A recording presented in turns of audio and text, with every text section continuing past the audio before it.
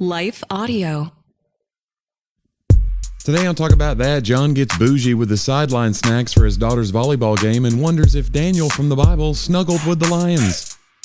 Meanwhile, I give you the strange history of the washing machine and get intimidated at an event when I hear the list of previous keynote speakers. Plus a conversation about virtuous leadership, honor, and the main thing George Washington got right. Today's episode is not sponsored by Cadbury Cream Eggs, now almost the same price as regular eggs. But first, a word from our actual sponsor.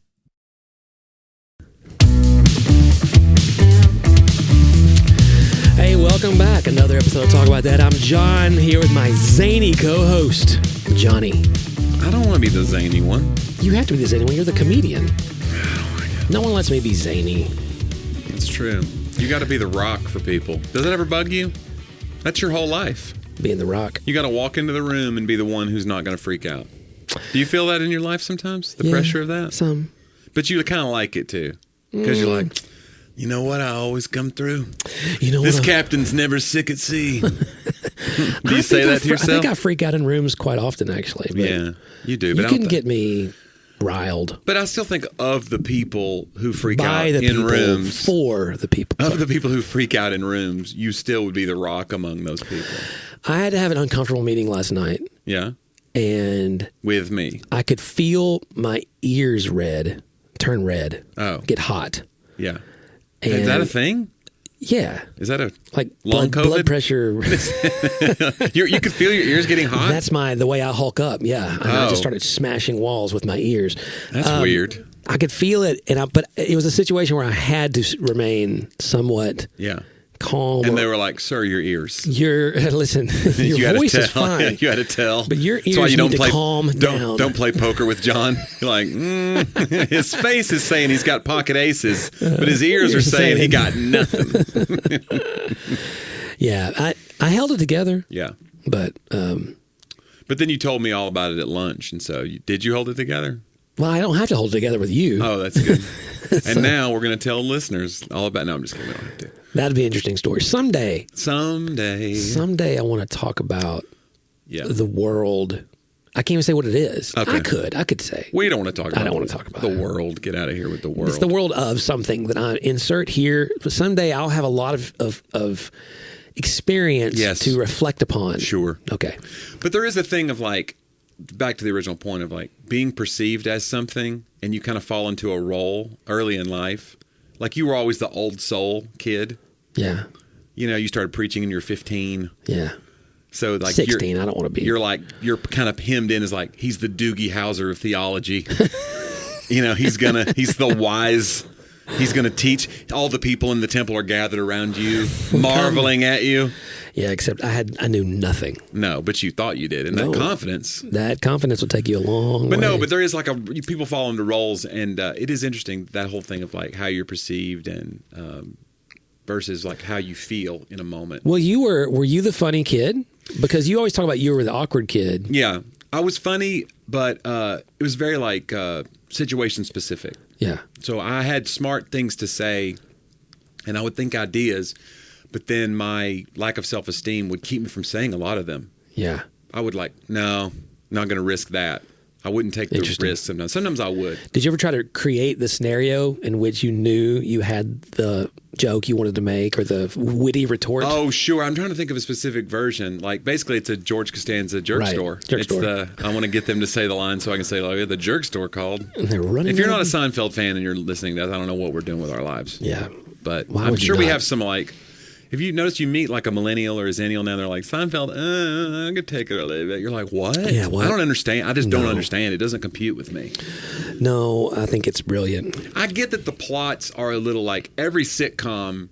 Like there was a thing about this the other day. It was about every sitcom plot could be solved by something in modern technology. Right. Like it's always like... They just need a cell phone. Yeah, they had a cell phone. Right. The episode's over. Right. It's always a misunderstanding of some kind. Right. They heard something on the other side of a door. But like if one person could just text the other, hey, I didn't mean that. Oh, okay. Right. Well, usually even in those situations, if they just communicated more clearly. Yeah. I hate that in a show. Lauren will be watching. There's some big misunderstanding and the girl will say to the guy or whatever, like, you just didn't believe in me. Mm.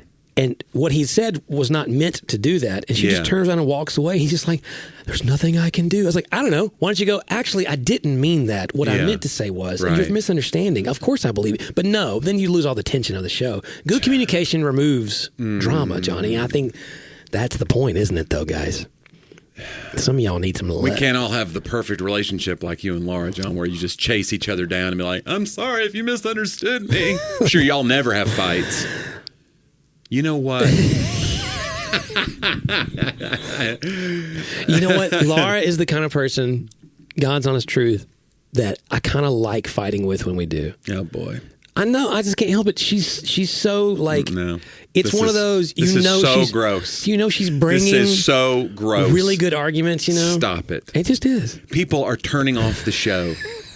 Stop it. We don't argue that much, but she's such a worthy adversary, and she brings the best out of me. Even when we're arguing, I'm like, "Oh, what a great point that was." No, it's not always sure, about the point. Keys stuck in the wall when she threw them at me, but it doesn't matter. What a throw! It was. It's about the strength. Yeah, she does make good points sometimes. Yeah. No, honey, always you make good points. But I'm saying when we're arguing, I may not. Yeah. Align with all those points. Boy, John. I'm just saying we're digging deep here. So I did an event this weekend. Actually, it was last night. I did an event in a town called Alachua, Florida. It sounds like a made-up town. Yeah. Alachua. Yeah. I kept calling it Alachua when I was getting ready to go do it.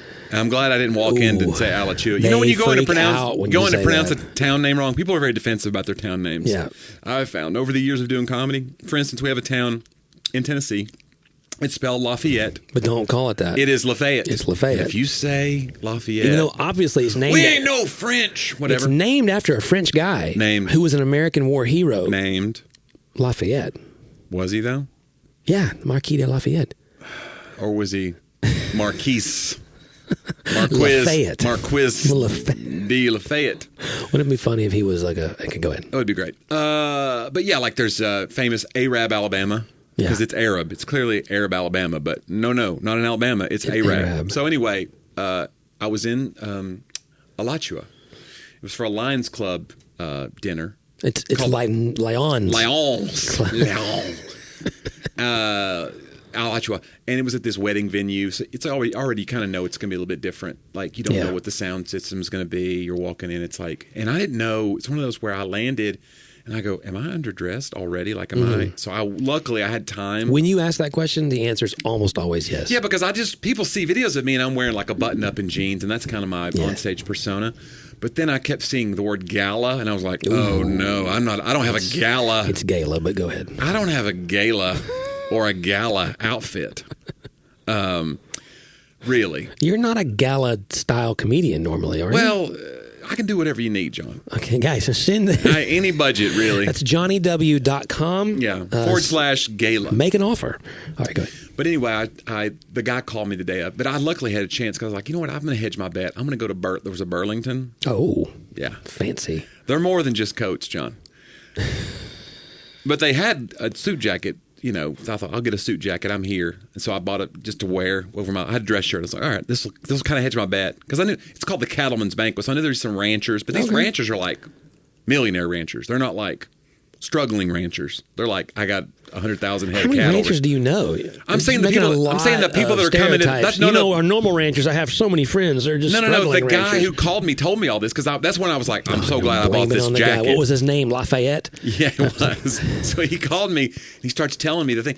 And you know when you think more information is going to help me prepare, but it makes you more nervous? Have you ever been in a book pitch like that where they're like, well, actually, this is who we've been in talks with, and you're like, oh no, I'm totally underqualified. Yeah. So they start telling me, I go, tell me more about the event, what the client did. Well, it's going to be a total mix of people.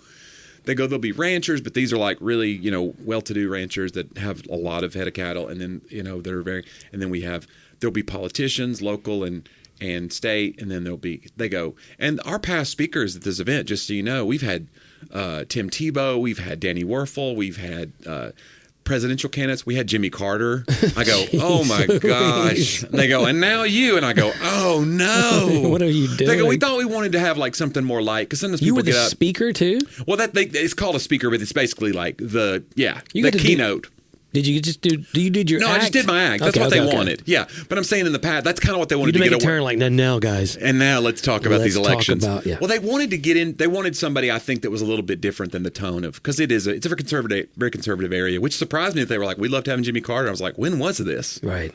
19. Yeah, whatever. But I thought, well, this is interesting. And it was probably about his public service because it's Lions Club and they're all about public service. So it's probably about his post-election, which he was, pretty much the humanitarian president we've ever had. If you have someone who's highly regarded, he's the guy, even into his public life. But anyway, so it made me more, I was like, oh boy.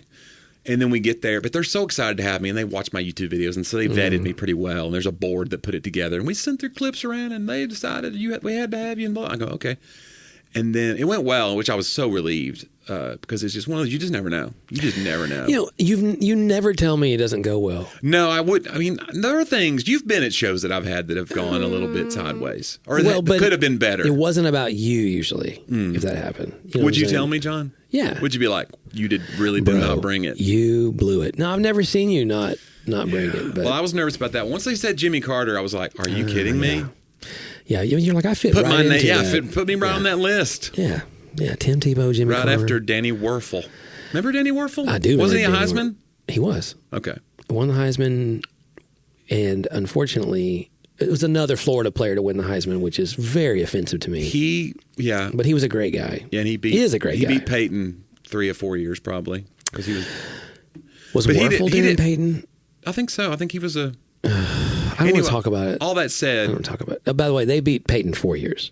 Well, I know what I'm saying. He probably was only quarterback 3 because he went pro. Okay. But he didn't have a great pro career, if I remember correctly. He did not. He wasn't so Werfel. It was less than Werfel. Anyway, Mr. Werfel. No offense to Danny Werfel, who I've heard is a great keynote speaker. Guy. He's right up there with Jimmy Carter and Jonnie W. But yeah, that was one of those. I was like, what am I doing? I just feel out of place. Most of the places that I go in my life, for my whole life, that's part of why I think I do comedy. You feel like a misfit, and comedy kind of feels like this thing that can get you in. You almost feel like you're getting away with something. Like, I don't belong here, but I've got jokes, and nobody else here can tell jokes. Right. And so my little magic trick got me in this room. But that one was one where I was like, are you kidding me? Like, this list of people, that's really wild. That's great. Yeah, that was fun. So it was good. Yeah. And the Lions Club, they do great work, by the way. So, our group home, Acai, that my family founded in Knoxville, Tennessee, when I was a boy, I told the guy this. I go, our guys who are mentally ill, they used to get in the vans, right? Yeah, the way eyeglasses, they used to get free eyeglasses through the Lions Club. And I go, so your work, I mean, it's. I thought that they provided your 15-passenger vans too. No, that wasn't them. I don't think. I think it was. Was it? I think I remember the Lions Club. How do you know Club. that? And I don't. Maybe they did. They had a Lions Club logo, I think, on the van. I think they gave y'all vans. Maybe they, back in the day they gave us one, or like a grant. Yeah. Some kind of endowment. But they do great work. Yeah. So lionsclub.org. Oh. If you're so inclined. But just Google it, guys. Just Google it. Leon. Leon Club. Leon Club. Well, you're deeply entrenched in volleyball world right now, but we can get back to that in a minute, John. Yeah. We'll debrief your day. Okay. As soon as we hear a few words from our fine sponsors.